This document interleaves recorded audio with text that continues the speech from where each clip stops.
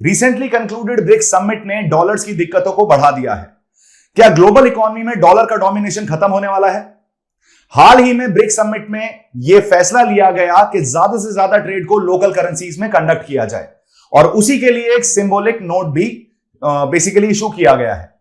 आज इस वीडियो के अंदर हम डिस्कस करने की कोशिश करते हैं कि इससे क्या फायदे होने वाले हैं और क्या क्या चैलेंजेस हमें फेस करने को मिलेंगे अगर हम डी डॉलराइजेशन की तरफ मूव करें और मेजॉरिटी ऑफ द कंट्रीज आपस में एक दूसरे की करेंसी में ट्रेड करना शुरू कर दें।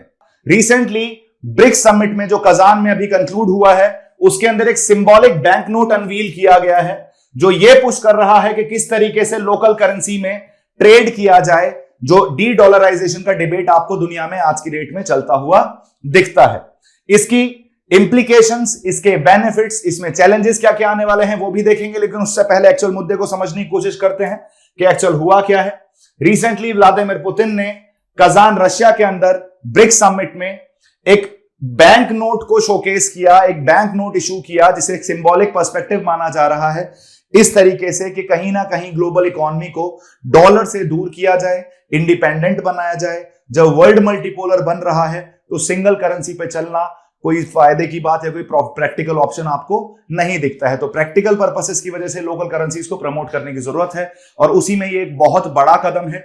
एक बैंक नोट के ऊपर आपको जो फाउंडिंग मेंबर्स हैं ब्रिक्स के, उनके फ्लैग देखने को मिल रहे हैं, that is Brazil, Russia, India, China and south Africa.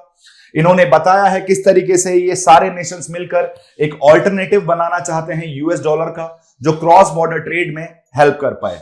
साथ ही साथ ये इनिशिएटिव बताता भी है कि कैसे ब्रिक्स जो है एक एंटी वेस्टर्न पर्सपेक्टिव पर रन करता हुआ दिखता है। अगर एंटी नहीं भी बोलेंगे तो बेसिकली ये कोऑपरेशन की जगह कोऑप्टाइजेशन पे काम करते हुए दिखते हैं। मतलब कि दोनों को साथ में चलने की जरूरत है, किसी सिंगल डोमिनेंट प्लेयर को बना रहना पूरे ग्लोबल ऑर्डर के लिए नुकसानदायक हो सकता है। इसीलिए आप जब मल्टीपोलर सिस्टम में रहेंगे और मल्टीपल करेंसीज में फंक्शन करेंगे तो आप ज्यादा इंडिपेंडेंट इकोनॉमिक सिस्टम क्रिएट करने में सक्षम रहेंगे, वेस्टर्न इन्फ्लुएंसेस से खुद को बचा पाएंगे। जो डॉलर को आज की डेट में एक पॉलिटिकल टूल की तरह यूज किया जा रहा है जैसे रशिया में किया गया while imposing the western sanctions, उससे मेजॉरिटी ऑफ द जो इमर्जिंग इकोनॉमीज हैं वो बचे रह पाएंगी। तो एक अच्छा स्टेप है डेमोक्रेटाइजेशन ऑफ इकोनॉमिक सिस्टम के लिए, डेमोक्रेटाइजेशन ऑफ ग्लोबल सिस्टम के लिए कहीं ना कहीं ये जरूरी भी था। This is that symbolic bank note जो आपको इशू होता हुआ दिखता है ड्यूरिंग द ब्रिक्स समिट, जिसने यूएस की नींदें उड़ा दी हैं। बेसिकली अब देखते हैं कि इसमें मुद्दा है क्या। रशियन प्रेसिडेंट है व्लादिमीर पुतिन, वो उसको किस तरीके से देखते हैं, किस तरीके से अप्रोच करते हैं। उन्होंने सबसे पहले एक चीज क्लैरिफाई की है कि फिलहाल के लिए ये जो नोट इशू किया गया है ये डॉलर को रिजेक्ट नहीं कर रहा है। ऐसा नहीं है कि डॉलर में हम पुश कर रहे हैं कि लोगों को डॉलर से ट्रेड नहीं करना चाहिए, बट हम एक ऑल्टरनेटिव प्रोवाइड करने की कोशिश कर रहे हैं कि डॉलर के अलावा भी बाकी करेंसीज में ट्रेड कंडक्ट किया जा सकता है। बट उसमें वैसा ही बोला गया है कि ये बस एक ऑल्टरनेटिव प्रिपेयर करने वाली बात है। जो पोटेंशियल रेस्ट्रिक्शंस लगाए जाते हैं डॉलर के यूज पर, उनसे बचने के लिए उन्होंने बोला कि डॉलर ग्लोबल फाइनेंस के लिए बहुत ज्यादा जरूरी है। One of the most important global currency जो आज की डेट में है वो डॉलर है। लेकिन कहीं ना कहीं हमें यह भी याद रखना चाहिए कि डॉलर के ऊपर से ट्रस्ट इसलिए खत्म होता जाता है क्योंकि उसे पॉलिटिकल टूल अपने जियोपॉलिटिकल गोल्स के लिए यूएस यूज करता है। फॉर एग्जाम्पल, जिस टाइम पे हम बोलते हैं कि स्विफ्ट सिस्टम से बाहर निकाल दिया गया है यूएसएसआर, बेसिकली रशिया को, और जब रशिया को स्विफ्ट सिस्टम से बाहर निकाला गया तो वो डॉलर और बाकी dollar, euro, pound sterling and yen में ट्रेड नहीं कर पाए। तो कहीं ना कहीं उनका ट्रेड रेस्ट्रिक्शन हो गया। तो आपने डॉलर को as a political tool, as a geopolitical tool use किया, जिसकी वजह से ट्रस्ट जो है आपको इरोड होता हुआ दिखता है। पुतिन एम्फेसाइज करते हैं कि ब्रिक्स कंट्री को एक्टिवली बेसिकली फाइट करना चाहिए डॉलर को, नॉट एज सच कि उनसे ट्रेड करना बंद कर दें हम, लेकिन हमें ऑल्टरनेटिव्स की तरफ मूव करना चाहिए। वही एक प्रैक्टिकल अप्रोच भी दिखती है, वही एक प्रैग्मेटिक अप्रोच भी दिखती है। उनका कमेंट जनरली आप देख सकते हैं रिलेट करके कि जो रशिया आज की डेट में सैंक्शंस झेल रहा है तो उसके अगेंस्ट भी एक ऑल्टरनेटिव की तरह व्लादिमीर पुतिन देखने की कोशिश कर रहे हैं कि इवन इफ अगर वेस्ट जो है with the rise of east, with the rise of non western alliances like BRICS, अगर कुछ ऐसा चाल चलता है या ऐसा कोई स्टेप लेता है जिसकी वजह से ट्रेड पर्सपेक्टिव में इशू आए, तो कम से कम हमारे पास कोई ऐसे ऑल्टरनेटिव्स रहने चाहिए जिसमें हम लोकल करेंसीज में ट्रेड कर सके। जैसे इंडिया और रशिया ने भी रूबेल रूपी ट्रेड स्टार्ट किया था, vostro accounts were opened in India, जिससे वो स्विफ्ट नेटवर्क की तरह ही फंक्शन कर सकें बिटवीन इंडिया एंड रशिया। हमें यह भी देखना पड़ेगा ऑल्टरनेटिव करेंसीज पे फोकस करके, कहीं ना कहीं ब्रिक्स चाहता है कि जो रिस्क रहती हैं इस पॉलिटिकल एक्शंस की, और जो आज की डेट में पता है आपको पूरी इकोनॉमी पूरा वर्ल्ड एक ग्लोबलाइज्ड है, एक दूसरे से जुड़े हुए हैं, तो एक्सटर्नल शॉक्स भी बहुत ज्यादा होते हैं। यूएस में कोई भी क्राइसिस आके पूरा ग्लोबल क्राइसिस कन्वर्ट कर देता है cause of too much reliance on dollar. तो ब्रिक्स कंट्रीज को यह भी पता है कि एक फेयर इकोनॉमिक सिस्टम की तरफ मूव करने के लिए, एक सिंगल प्लेयर की डोमिनेंस को खत्म करने के लिए आपको ऑल्टरनेटिव इनिशिएटिव्स चाहिए ही चाहिए, आपको ऑल्टरनेटिव मेजर्स चाहिए ही चाहिए। ब्रिक्स नेशन ने लोकल करेंसी को किया है। 23 अक्टूबर 2024 को ये फाइनली अनवील की गई थी, जिसके बारे में अभी हम बात कर रहे थे, जिसे क्रॉस बॉर्डर पेमेंट्स को लोकल करेंसीज में किया जाए और उनका रिलायंस जो है यूएस डॉलर के ऊपर कम किया जाए। कजान डिक्लेरेशन के अंदर ये भी बोला गया है कि हम ऐसे यूज ऑफ लोकल करेंसीज को फाइनेंशियल ट्रांजैक्शन में हम वेलकम करते हैं। आसान भाषा में एक लार्जर पर्सपेक्टिव भी चल रहा है ब्रिक्स का, जिसे हम बोलते हैं BRICS cross border payment initiative, जिसके अंदर बोला गया है कि आपको majority of the BRICS countries को अपनी लोकल करेंसीज में ट्रेड करना चाहिए। ये उसी का एक अगला स्टेप है, उसी का एक सिंबॉलिक स्टेप है, और कहीं ना कहीं इसे भारत से भी जोड़कर देखा जा रहा है। भारत के लिए भी जियोपॉलिटिकली बहुत इंपॉर्टेंट है ये चीज, बहुत एक स्ट्रॉन्ग मैसेज दिया है हमने यूएस को। वेस्टर्न वर्ल्ड इंडिया के ऊपर एलिगेशंस लगा रहा है, इंडिया की इमेज को खराब करना चाह रहा है using the non state actors like Khalistanis. वो इंडिया की फॉल्ट लाइंस को वाइडन अप करना चाह रहा है, उनको यूज करके इंडिया के साथ बार्गेन करना चाह रहा है। इंडिया ने शोकेस किया है ब्रिक्स समिट में पार्टिसिपेट कर ये सिंबॉलिक करेंसी का पार्ट बनकर, और इवेंचुअली रशिया के साथ एक स्मॉल मॉड्यूलर रिएक्टर का पार्ट बनकर के आप किसी भी तरीके से इंडिया को दबाने की कोशिश नहीं करेंगे। इंडिया बैलेंसिंग अप्रोच में तब तक विश्वास रखता है जब तक उसके खुद के इंटरेस्ट या उसको किसी भी तरीके से उसके नेशनल इंटरेस्ट को, उनकी नेशनल इंटीग्रिटी को क्वेश्चन ना किया जाए। जब आप हमारी सेंसिटिविटीज रेस्पेक्ट नहीं कर सकते तो do not expect us to respect your sensitivities. और ये क्लियर एंड कट मैसेज है भारत की तरफ से कि अगर आप ढंग से रहेंगे तो भारत भी आपके साथ कोऑपरेट करेगा, लेकिन अगर आप भारत की सेंसिटिविटीज और इंटीग्रिटी को क्वेश्चन करने की कोशिश करेंगे तो आप ये मुश्किल हो सकता है कि भारत आपके साथ मेजॉरिटी ऑफ द लेवल पे कोऑपरेट कर पाए। बेनिफिट्स क्या क्या देखने को मिल सकते हैं हम इसे सिंबॉलिक करेंसी से, जो हम डी डॉलराइजेशन की बात कर रहे हैं। डी डॉलराइजेशन की तरह एक बहुत बड़ा कदम है, एक एंटी वेस्टर्न अलायंस द्वारा, एंटी वेस्टर्न ब्लॉक द्वारा, दैट इज ब्रिक्स। यूएस पे थोड़ी सी डिपेंडेंसी कम होगी, तो कंट्रीज के पास, स्पेशली ब्रिक्स नेशन के पास थोड़ी सी ग्रेटर फाइनेंशियल ऑटोनॉमी आ पाएगी। वो फाइनेंशियल ट्रांजैक्शंस अपने बेसिस पे कर पाएंगे, एक्सटर्नल शॉक से बचे रहेंगे। ट्रांजैक्शन कॉस्ट कम हो सकती है। जब आप यूएस में डील करते हैं या किसी भी फॉरेन करेंसी में डील करते हैं तो आपको एक्सचेंज रेट कॉस्ट झेलनी पड़ती है, साथ के साथ ट्रांजैक्शन फीस भी लगती है उसके अंदर। लेकिन अगर आप लोकल करेंसीज में करेंगे तो आपको ये कन्वर्जन जो प्राइसेस लगते हैं, जो कन्वर्जन कॉस्ट लगती है, इससे आप बच सकते हैं, तो आपको ओवरऑल कॉस्ट भी नीचे आता हुआ दिखेगा।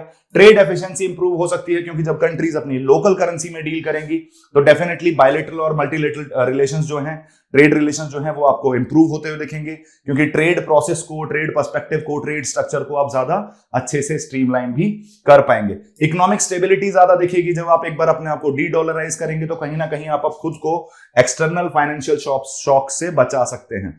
अगर यूएस के साथ कोई इशू होता है या ग्लोबल करेंसीज के साथ कुछ इशू होता है तो एटलीस्ट आपके पास एक ऑल्टरनेटिव रहेगा कि आप अपनी लोकल करेंसीज में डील कर पाएं और अपने आप को एक्सटर्नल शॉक से बचा पाएं। रीजनल इन्फ्लुएंस को भी प्रमोट कर पाएगा। जब आप एक रीजनल, आप ग्लोबल करेंसीज बनाएंगे, ग्लोबल करेंसीज में ट्रेड ना करके ब्रिक्स करेंसी जब अपनी लोकल करेंसीज में ट्रेड करेंगी तो कहीं ना कहीं आपको एक इकोनॉमिक रीजनल हेजेमनी भी बनती हुई दिखेगी इन सारी कंट्रीज की, इन ग्लोबल पर्सपेक्टिव, जिससे आप यूएस की हेजेमनी को इस रीजन के अंदर, स्पेसिफिकली ब्रिक्स कंट्रीज वाले रीजन में या ब्रिक्स कंट्रीज के अंदर, उस हेजेमनी को आप कम होते हुए देखोगे। तो ब्रिक्स को ग्लोबल स्टेज पे भी एक बेटर रिप्रेजेंटेशन मिल पाएगा, स्पेशली इकोनॉमिकली। आज भी आप देखते हैं ब्रिक्स को तो आपको वर्ल्ड की सेकंड लार्जेस्ट इकोनॉमी, वर्ल्ड की fourth largest economy India and China आपको ब्रिक्स में आप मेंबर दिख जाते हैं, तो इकोनॉमिकली बहुत इंपॉर्टेंट है। और जब करेंसी भी आप खुद की यूज करोगे, लोकल करेंसी यूज करोगे या फिर ब्रिक्स करेंसी यूज करोगे, तो कहीं ना कहीं आप अपने आप को एक इकोनॉमिक बेटर, एक लार्जर प्लेयर की तरह शोकेस करने की कोशिश कर रहे हो, जो यूएस की इकोनॉमिक हेजेमनी को काउंटर करने के लिए बहुत ज्यादा जरूरी है। साथ के साथ अगर और बेनिफिट देखे जाए, इन्वेस्टमेंट अपॉर्चुनिटीज आपको बढ़ती हुई दिखेंगी। कारण जब आप लोकल करेंसी में ट्रेड करोगे तो आपका इकोनॉमिक इंटीग्रेशन बढ़ेगा, जिसकी वजह से आपको ब्रिक्स के अंदर इन्वेस्टमेंट आते हुए दिखेंगे। जब इन्वेस्टमेंट आएंगे तो ग्रोथ एंड डेवलपमेंट भी आपको प्रमोट होता हुआ दिखेगा ब्रिक्स मेंबर कंट्रीज के अंदर। सेकंड इज जो इमर्जिंग इकोनॉमीज हैं जिनका बहुत ज्यादा रिलायंस आपको, जो global south versus global north चलता था, और जब आजादी के बाद ग्लोबल नॉर्थ कंट्रीज ने सोच लिया था इन भूखे नंगे जो हैं ये ग्लोबल साउथ वाले, इनको हम ही पैसा देंगे, इन्हें हम ही पालेंगे because we are the developed one, और ये तो पिछड़े हुए लोग हैं, इनको तो कुछ नहीं आता है। तो अब उस माइंडसेट से वेस्ट निकल नहीं पा रहा है, तो जब वो निकल नहीं पा रहा तो उसे निकालने की जरूरत है और एक ऐसा स्ट्रक्चर तैयार करने की जरूरत है जिससे इमर्जिंग इकोनॉमीज को यूएस पे रिलाई करने से रोका जा सके और खुद पे वो सेल्फ डिपेंडेंट बन सके, अपना एक साउथ साउथ कोऑपरेशन के थ्रू खुद को इमर्जिंग पावर की तरह शोकेस कर सके। तो कहीं ना कहीं ग्लोबल इकोनॉमिक चैलेंजेस जो फेस करती हैं इमर्जिंग इकोनॉमीज, उन्हें बेटर तरीके से टैकल किया जा सकता है इस ब्रिक्स करेंसी के थ्रू। फाइनेंशियल सिस्टम में भी आपको इनोवेशन देखने को मिलेगा, क्योंकि जब आपको लोकल करेंसीज में बेसिकली डील करना है तो आपको नए पेमेंट सिस्टम्स भी बनाने पड़ेंगे लोकल करेंसीज के लिए, जिससे आपको पता चलेगा कि फाइनेंशियल टेक्नोलॉजी में आपको एक नया इनोवेटिव पर्सपेक्टिव भी आता हुआ दिख सकता है, जो फ्यूचर्स में बाकी कंट्रीज को भी काफी ज्यादा हेल्प कर सकता है। सस्टेनेबल डेवलपमेंट को प्रमोट कर पाएंगे हम सर्टेनली, क्योंकि जब इकोनॉमिक कोलैबोरेशन करेंगे तो हम एसडीजी गोल्स जो काफी हद तक पीछे छूट जाते हैं कभी कभी जियोपॉलिटिकल कॉन्फ्लिक्ट्स में, उनके ऊपर भी थोड़ा सा ज्यादा फोकस कर पाएंगे। ब्रिक्स नेशन उनके ऊपर रिलेटिवली थोड़ा ज्यादा ध्यान दे पाएंगे, जैसे क्लाइमेट चेंज और पॉवर्टी जैसे इश्यूज को बेटर तरीके से टैकल किया जा सके। आगे बढ़ते हैं। ये सारे तो बेनिफिट्स थे, लेकिन ये काम इतना आसान भी नहीं है। जब आप एक इतनी इंपॉर्टेंट करेंसी का एक ऑल्टरनेटिव क्रिएट करना चाहते हो तो आपको चैलेंजेस तो फेस करने ही पड़ेंगे। अब वो कौन कौन से चैलेंजेस हैं, क्या क्या चैलेंजेस हैं, उनको उन पे एक नजर डालते हैं हम। सबसे पहला जो चैलेंज हमें देखने को मिल रहा है, ट्रांजिशनिंग फाइनेंशियल स्ट्रक्चर। पूरी तरीके से वर्ल्ड जो है आज की डेट में ग्लोबल करेंसीज पे रिलाई करता है, उन पे डिपेंडेंट है। तो आपको जो फाइनेंशियल स्ट्रक्चर दिखता है, जो कंट्रीज का फंक्शनिंग दिखती है इकोनॉमिक पर्सपेक्टिव में, वो उन्हीं करेंसीज पे रिलाई दिखती है, उन्हीं करेंसीज पे बेसिकली रिलायंट दिखती है। तो कहीं ना कहीं जब आप ट्रांजिट करने की कोशिश करोगे, फाइनेंशियल स्ट्रक्चर को चेंज करने की कोशिश करोगे, तो उसमें आपको काफी हद तक बेसिकली हर्डल्स देखने को मिल सकती हैं, थोड़े से चैलेंजेस देखने को मिल सकते हैं। इतना आसान नहीं होगा ये रास्ता। तो जब वेस्टर्न डोमिनेटेड सिस्टम से आप शिफ्ट करने की कोशिश करोगे, जो ऑलरेडी एस्टेब्लिश प्रैक्टिसेस हैं, तो उन्हें आपको ओवरकम करना पड़ेगा। कुछ ऐसे ऑल्टरनेटिव प्रोवाइड करने पड़ेंगे, कुछ ऐसे बेनिफिट्स प्रोवाइड कराने पड़ेंगे सामने वाले को, जिससे वो डॉलर पर्सपेक्टिव से शिफ्ट होके एक नॉन डॉलर पर्सपेक्टिव की तरफ शिफ्ट हो सके। एक नया फ्रेमवर्क जब बनाना पड़ेगा ट्रेड एंड फाइनेंस का, तो वो खुद में ही एक बहुत बड़ा चैलेंज है, जिसे हम बोल रहे हैं कि इसलिए ट्रांजिशन करना from already existing system to a new system is a challenge in itself. दूसरी चीज, पॉलिटिकल कोहेशन। हमें देखने को मिल रहा है कि जितनी भी कंट्रीज हैं, जो ब्रिक्स कंट्रीज हमें देखने को मिल रही हैं, इनकी ये खुद ही बहुत ज्यादा डाइवर्स हैं, और अलाइनमेंट इंश्योर करना इकोनॉमिक और पॉलिटिकल इंटरेस्ट का दोनों कंट्रीज की, सारी countries, for example India and China. India and China एक ये भी पर्सपेक्टिव है कहीं ना कहीं, जब डी डॉलराइजेशन की बात चल रही थी और ब्रिक्स की बात चल रही थी, तो China was more of an idea कि उसको कहीं ना कहीं युआन को प्रमोट करना है as a global currency, BRICS currency. लेकिन अब ये इंडिया का एक क्लियर कट मैसेज है कि आप कोई सिंगल करेंसी डोमिनेशन की तरफ हम नहीं जाएंगे, डेमोक्रेटाइजेशन ऑफ करेंसीज की तरफ हमें मूव करना है। मल्टीपोलर वर्ल्ड ऑर्डर है, इसलिए हमारी जो करेंसी होनी चाहिए वो भी मल्टी करेंसी पर्सपेक्टिव में फंक्शन करनी चाहिए। और हमारे पॉलिटिकल टेंशन जो है चाइना के साथ, वो कहीं ना कहीं इकोनॉमिक कोहेशन को भी इंपैक्ट कर सकते हैं। Same goes with the other BRICS countries as well, जिनके बीच में आपको इश्यूज देखने को मिल जाते हैं। तो अगर अलाइनमेंट मुझे मेक श्योर करना है डाइवर्स ब्रिक नेशन के बीच में, इकोनॉमिक और पॉलिटिकल इंटरेस्ट को उनके ओवरलैप करवाना है, तो ये खुद में ही एक बहुत बड़ा चैलेंज है। इंफ्रास्ट्रक्चरल डेवलपमेंट, देखो ये भी बहुत बड़ा है, इसे हम बोलते हैं डिजिटल पब्लिक इंफ्रास्ट्रक्चर या digital infrastructure for financial transactions. आपको जब इंफ्रास्ट्रक्चर तैयार करना पड़ेगा लोकल करेंसी सेटलमेंट्स के लिए, क्योंकि अभी तो आप डॉलर करेंसी या फिर जो बास्केट ऑफ करेंसीज हैं, उनमें जो करेंसीज आती हैं ग्लोबल करेंसीज, उनमें आप डील करने के लिए आपके पास ऑलरेडी इंफ्रास्ट्रक्चर एग्जिस्ट करता है। लेकिन जब आप लोकल करेंसी सेटलमेंट्स की बात करेंगे तो आपको एक नया इंफ्रास्ट्रक्चर डेवलप करना पड़ेगा। क्रॉस बॉर्डर ट्रांजेक्शंस को बेसिकली स्ट्रीमलाइन करने के लिए कुछ और नया इंफ्रास्ट्रक्चर तैयार करना पड़ेगा, नए स्ट्रक्चर्स तैयार करने पड़ेंगे, नई स्ट्रीमलाइन प्रोसेस तैयार करने पड़ेंगे। ये और क्रॉस बॉर्डर ट्रांजेक्शन की जब हम बात करते हैं तो ये खुद में ही एक बहुत बड़ा कॉम्प्लेक्स प्रोसेस है। ये खुद में ही इतना कॉम्प्लिकेटेड है कि चीजें इतनी आसान नहीं होने वाली हैं। पर फिर भी आप जब किसी काम को शुरू करते हैं तो अगर पहला कदम ले लिया है तो मान लिए कि आपने आधा काम वैसे ही कर दिया है। हमने पहला कदम तो ले लिया है, बस हमें मेक श्योर करना है कि आगे वाले जो चैलेंजेस जिनके बारे में हम बात कर रहे हैं, इन्हें ठीक से टैकल किया जा सके। Last and the most important one, market acceptance. Problem क्या है? रुपी और रुबेल का ट्रेड स्टार्ट हुआ। रुपी हमने मेजोरिटी ऑफ द जो इंपोर्ट किया रशिया से, उसे हमने रुपी में पे किया। लेकिन प्रॉब्लम इवेंचुअली ये है कि रुपी का भी एक्सेप्टेंस ग्लोबली उतना ज्यादा है नहीं। तो जब आप लोकल करेंसी में ट्रेड करोगे तो मार्केट तो अभी ग्लोबल करेंसीज पे चल रहा है, तो इन लोकल करेंसीज की कहीं एक्सेप्टेंस में इशू तो नहीं आएगा, और कहीं ये कोई डाउटफुल पाथ नहीं है। डेफिनेटली एक्सेप्टेंस में थोड़ा सा इशू आ सकता है, क्योंकि आप एग्जिस्टिंग सिस्टम के एक ऑल्टरनेटिव की तरफ जा रहे हो या अगेंस्ट उसके अगेंस्ट जा रहे हो, तो कहीं ना कहीं एक्सेप्टेंस जो होने वाला है लोकल करेंसी को, उसमें थोड़ा सा समय लग सकता है। बिजनेसेस जितने भी हैं या जो ट्रेडिंग पार्टनर्स हैं, उन्हें थोड़ा सा आपको कन्विंस करना पड़ेगा, उनको बेसिक अवेयरनेस कैंपेन्स देनी पड़ेगी, व्हाट इज द लॉजिक। हो सकता है स्टार्टिंग में थोड़ा बहुत आपको इशू क्रिएट होता हुआ दिखे, लेकिन इवेंचुअली लॉन्ग टर्म में ये बहुत ही अच्छा इनिशिएटिव है और इसकी तरफ हमें मूव करना चाहिए, क्योंकि मल्टीपोलर वर्ल्ड में सिंगल डॉलर का डोमिनेशन किसी भी कंट्री के लिए अच्छा नहीं है और ब्रिक्स कंट्री को ये पता है। और ब्रिक्स जब वेस्टर्न पर्सपेक्टिव को काउंटर करने के लिए ही एक ग्रुपिंग की तरह देखा जाता है, तो ब्रिक्स से बेहतर कोई संस्था हो भी नहीं सकती जो इस डी डॉलराइजेशन के इनिशिएटिव को आपको प्रमोट करती हुई दिखे।